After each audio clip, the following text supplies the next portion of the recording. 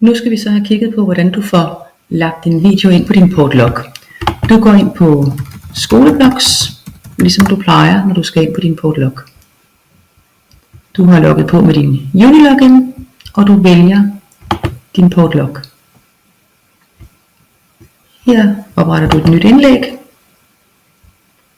Giver lige indlægget en overskrift. Og siger tilføj medier. I stedet for at uploade en fil, så siger vi indsæt fra URL. Vi sletter lige det, der står i forvejen.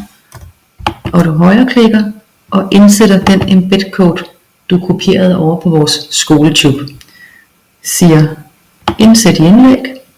Kommer der sådan en grå bokser. Så krydser vi lige af, hvad det er for et fag i forhold til kategori. Og vi klikker på udgive.